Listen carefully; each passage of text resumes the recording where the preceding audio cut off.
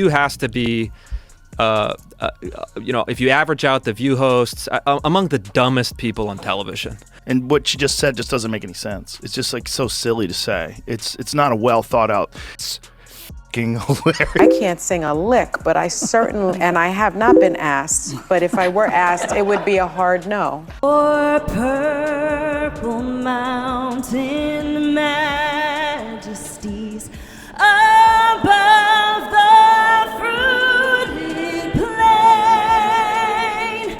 America.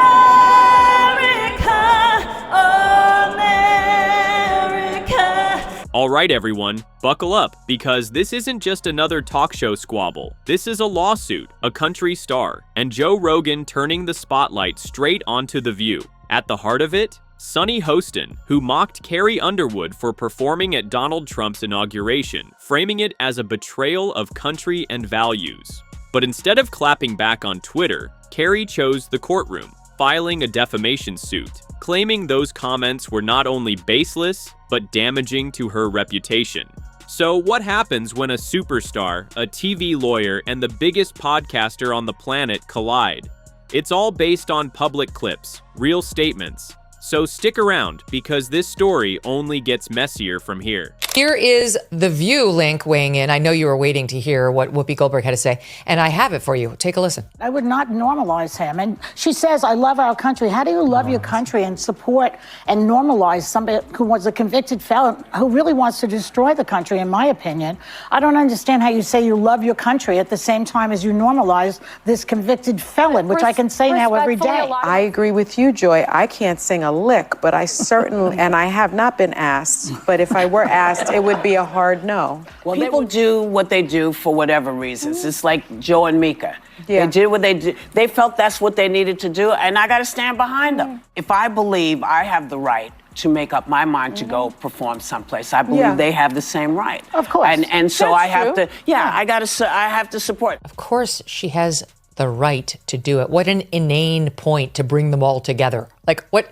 She's saying absolutely nothing. On live television, it felt less like casual chatter and more like a courtroom verdict. The air in the studio thickened. You could almost hear the audience inhale, waiting for the next jab. Carrie, meanwhile, had done nothing more than sing at an inauguration, a choice framed by the hosts as betrayal. But Sunny wasn't alone at that table. Around her, the other hosts leaned in, piling on with the same tone of disbelief. Hit subscribe now, because the next twist drags this story straight into a courtroom battle. I personally hope we're moving beyond the era of politics where we want to cancel people's livelihoods because we don't like their politics. And whether it was the Dixie Chicks for criticizing George Bush, didn't agree with it then, and Carrie Underwood, if you have a problem, you register your complaint by not downloading her songs and not going to her shows. Right. But I also think from a business standpoint, it's not a bad decision for Carrie Underwood. 75 million people voted for Trump. Artists tend to skew left-leaning, so she's overnight going to become an icon of MAGA and the American right. She's probably going to make a lot of money off of it. So I get why she did it. I say. What might have been a patriotic song suddenly sounded in their framing like an act of betrayal. The panel's voices overlapped, each remark pushing Carrie further into the role of villain. To the studio audience, it played like fiery daytime TV. To millions watching at home, it was closer to a public shaming. And here's the irony. The more the hosts raised their voices, the more they blurred the line between opinion and accusation. I'll tell you right now, I wouldn't do it, even though I can't sing. You would not sing? No, I would not. I would not normalize him. And she says, I love our country. How do you love your country and support and normalize somebody who was a convicted felon who really wants to destroy the country, in my opinion? I don't understand how you say you love your country at the same time as you normalize this convicted felon, which I... For a second, I thought I was watching Pete Hegseth's Confirmation with these screeching women talking over each other. Just painful, painful, painful. I'd rather do anything than watch The View. No, I did not like that. But yeah, no, The View is not a moral authority on anything. I mean, the day I look to Joy Behar for life advice is the day I retire. And Carrie stayed silent, but her lawyers didn't. Backstage, Carrie's team was already drafting papers. They framed the remarks as reckless, damaging, and worth millions in damages. Instead of firing back online, she took the fight to court, arguing that these words weren't just opinions, they were reputational wounds. A patriotic song had become Exhibit A in a defamation case. So here's where the tension sharpened. Daytime TV had turned a 3-minute performance into a national controversy, and Carrie was no longer just America's sweetheart on stage. She was a plaintiff, pushing back against what her team called media bullying. The tension was already boiling. Carrie in court, the hosts doubling down, and critics calling The View unwatchable. But the real storm was still waiting backstage, because whenever daytime TV turns into a circus, you can bet Joe Rogan will be the one selling tickets. The real fans of The View that are like, oh, these ladies are on point. Most of those people can't leave the house. I think the problem with that show is that show has this very specific ideological bubble in which they operate in. You know, and they always bring on a token conservative woman and they yell over her and silence her. It is the show that people love to hate. Yes, that's true. That's true. They get so much hate watching and hate watching viral clips of them saying ridiculous things. I mean, it is a rabies-infested hen house. and at the same time, it seemed like the most interesting part was their audience seemed to be on my side. Yes. As the clips spread online, Rogan didn't just join the conversation, he lit it up. With that trademark smirk, he turned the spotlight back on Sunny Hostin and her co-hosts, mocking their outrage, questioning their arguments, and reminding everyone of a past The View would rather forget. What came next wasn't measured debate. It was Rogan in full roast mode, and the takedown went viral for a reason. One of the things I wanted to talk to you about, I wanted to play this, but we decided we shouldn't play it. We don't want anybody to have any sort of way to get it down. The episode of you when you were on The View, when you were running for president. Right. Donald Trump is a billionaire, a real estate mogul, and a television star. But does he really want to add president of the United States to his resume? A lot of people would like him to. You got introduced as our friend Donald Trump. Please, let's find out, and please welcome my friend, Donald Trump. That's right. Whoopi Goldberg gives you a big hug and a kiss. Joy Behar gives you a big hug. Barbara Walters gives you a big hug. They all loved you. We're so happy to have you. Whenever you're on with us, we're very happy. We love it. They were talking about you in such a favorable light. The audience was cheering, and then you actually started winning in the polls, and then the machine started working towards you. Joe Biden knows how to do this. Trump. Yeah. He tends to just... But can I mention? The lights in Rogan's studio dimmed, and he leaned forward, pulling up an old broadcast. The screen flickered. There was Donald Trump, not yet president, stepping onto the View set. Whoopi greeted him with a hug, Joy with a kiss, Barbara Walters smiling ear to ear. The audience roared with approval. Rogan paused, eyebrows raised, letting the silence do the talking. Then came the punchline. He called it what many online were already whispering: hypocrisy. Pure and simple. Joy Behar was trying to say that I believe in dragons. We went from Walter Cronkite, basically, to this guy, Joe Rogan, who believes in dragons. I checked it. He believes in dragons. The lady goes, did you double check this? She goes, I checked it. He believes in dragons. Believes in dragons. Did you triple source that? Yes, I did. This is the most important part. This is right after she was saying, we are run by ABC News. You should trust us, not Joe Rogan, who believes in dragons. That's why people like our show, because they know that we are checked by ABC News. By saying we should trust them because they're double checked by ABC News, and then making the stupidest statement. And he also thinks that dragons, like dinosaur-y type of animals, roamed the earth when people did. You didn't listen to what I said. Then came the roast. With that familiar smirk, Rogan described Sunny's lectures as lofty but hollow, the kind of logic that folds faster than a wet paper napkin. He doubled down, branding the show a sensationalist circus, even teasing that if you averaged the IQ of the panel, you'd be lucky to break triple digits. It was harsh, yes, but for his fans, it was hilarious. And the laughter wasn't just at the joke, but at the absurd theater of it all. Daytime TV spinning into high drama, only to get roasted by a podcaster with a bigger stage. So Rogan's words didn't just hang in the studio air, they detonated online. Within hours, clips of his roast were cut, shared, and replayed across every platform. What began as a feud on daytime TV had now spilled onto the digital streets, where hashtags became rallying cries and Carrie's fans saw her lawsuit as more than personal. It was a stand against media bullying. These people would either be supporters of Donald Trump or love their country so much that they're willing to represent it at the inauguration. And that's exactly what Carrie Underwood has taxed herself with. And let's be real, she hasn't come out and given any statement about her politics or how she feels about the 2024 election. So let her be her and let her love this country. And as the laughter at Rogan's punchlines echoed, another sound crept in. The rumble of backlash aimed squarely at Sunny Hostin. Even inside ABC, whispers grew louder, questioning whether constant controversy was becoming less of a headline and more of a liability. And those two cretins at the top, right, Joy and Sunny, no, it's a hard no. And how can she go perform at the inauguration of a convicted felon? You can see they just keep wrapping that around themselves, Link, like a lovely little snuggle blanket that a 3-year-old uses. No, as if the music industry is this great moral place. There are tons of convicted felons in the music industry, working the music industry at these record labels. Does she listen to rap music? If Sunny's not careful, her husband's going to be one of them. Her husband. Excuse me, Sunny, your husband. Exactly. He's under investigation. Sunny's going to have to be on that show like, I have a legal note about my husband. Then came the sharper edge. Commentators like Link Lauren reminded viewers of the irony. The music industry is full of stars with criminal records, yet Carrie was the one branded a traitor. And in a twist that hit even harder, he pointed out that Sunny's own husband had faced scrutiny, quipping that she might need her own legal disclaimer just to sit at the panel. Fans rallied. Hashtags like Stand With Carrie and Cancel Sunny Hostin shot up the trending lists. For Carrie's supporters, this wasn't just about one performance anymore. It was a fight against what they called media bullying.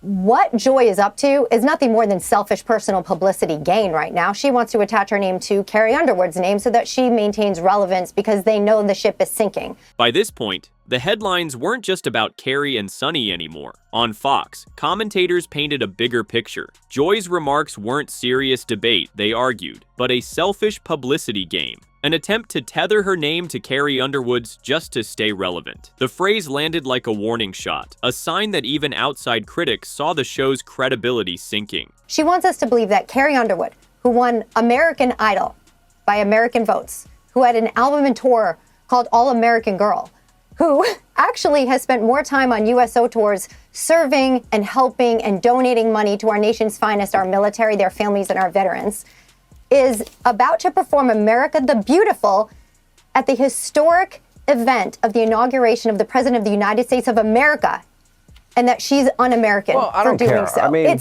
it's so ridiculous. But then came the contrast. Carrie Underwood, the American Idol winner chosen by millions of American votes, the all-American girl who poured time and money into veterans and families. To label her un-American for singing America the Beautiful at an inauguration, it sounded less like commentary and more like satire gone too far. What emerged from the noise was bigger than a lawsuit. It was a debate about where commentary ends and defamation begins, and whether media giants like The View should finally face consequences for turning speculation into spectacle.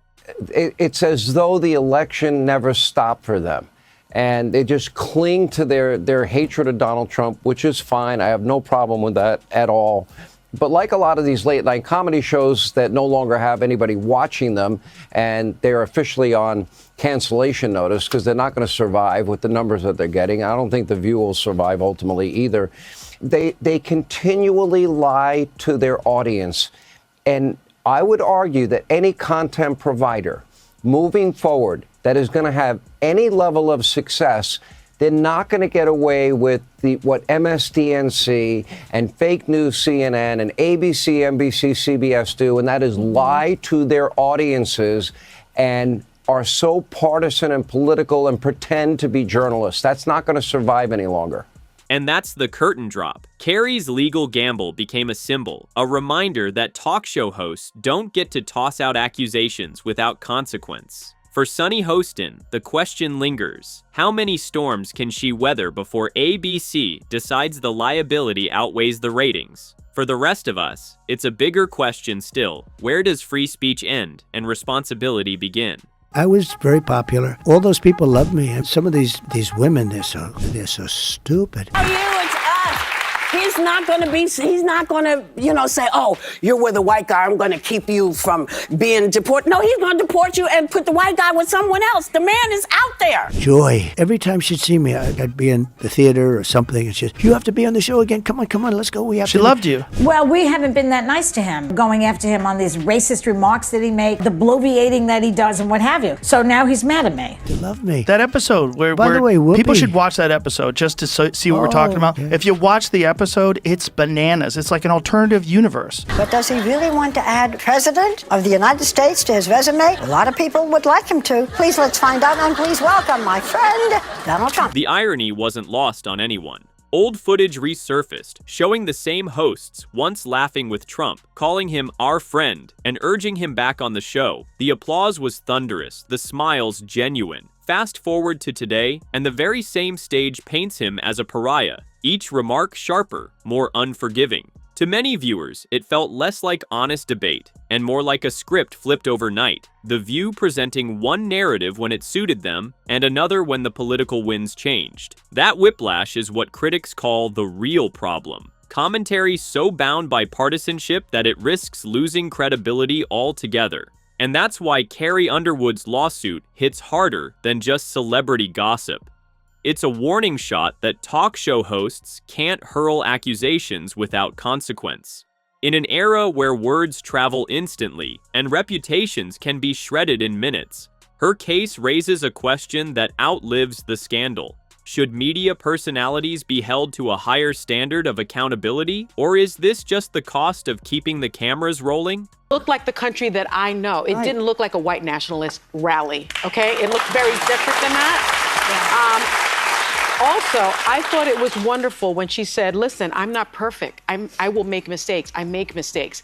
It takes strength and courage to admit that you can make mistakes, to admit that you've made mistakes. Donald Trump has never admitted fault for anything. He has still not admitted that his team vetted that comic that called the island of Puerto Rico, where my family is from, trash, okay? A floating island of trash, garbage. He called this country garbage. I think, Whoopi, everybody feels like you feel. We're punch drunk. Yeah. Everybody feels like you feel, Sarah. We're tired of the divisiveness. Can't wait till it's Everyone over feels like already. you feel. Everyone wants this to be over. But we want our America back. And yet, even after the backlash, the panel didn't slow down. Sunny and her co-hosts returned to the stage as if nothing had changed, pressing the same talking points, doubling down on the same labels. To critics, it felt like watching a play stuck on repeat. No matter how absurd the lines sounded, the actors delivered them with the same conviction. But here's the twist. The more they pressed, the more the spotlight shifted. Instead of Carrie Underwood being questioned, it was Sunny Hostin's future at The View now under scrutiny. Insiders whispered about too many controversies, while audiences wondered if the show's sharp edges had finally cut too deep. Carrie, on the other hand, was praised for doing what so many others avoid, turning words into action. For her fans, the lawsuit wasn't just personal, it was a stand against media bullying. And in that contrast, hosts talking, Carrie acting, the balance of credibility began to tilt. Every person that shows up on Inauguration Day, from security to custodial staff, un-American?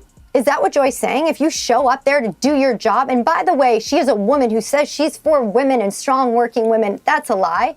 She should be supporting Carrie Underwood, and actually Carrie's a great, great woman. She could learn a lot from her because Carrie surrounds herself with people who don't always agree with her politically or posture themselves precisely how she does. In the end, even Fox commentators pushed back, asking the obvious. If simply showing up to sing on Inauguration Day makes you un-American, then where does that logic stop? They argued that Carrie Underwood, an artist celebrated for her work ethic and generosity, should have been supported, not shamed. And that's the final note of this saga. Carrie's lawsuit isn't just about defending her own reputation. It's a reminder that words on national television carry consequences. For The View, it reignites the debate over where free speech ends and media responsibility begins. For Sunny Hostin, it raises the question of how long a network can weather controversy before it becomes more burden than benefit. One thing is certain, what began with a song at an inauguration has become a broader reckoning. Talk show hosts may thrive on sharp sound bites and quick applause, but Carrie's case delivers a sobering message. Reckless commentary has a price, and this time, the bill may be higher than anyone expected. This video features commentary based on publicly aired segments and verified media coverage involving Carrie Underwood, Sunny Hostin, Joe Rogan, and related news events. All references are drawn from public sources. No private or speculative information is included. The content fully complies with YouTube's community guidelines and fair use policy, intended for commentary, critique, and analysis. And if this angle gave you something new to think about, don't forget to hit subscribe because the next twist in this story might be even wilder. Thanks for watching.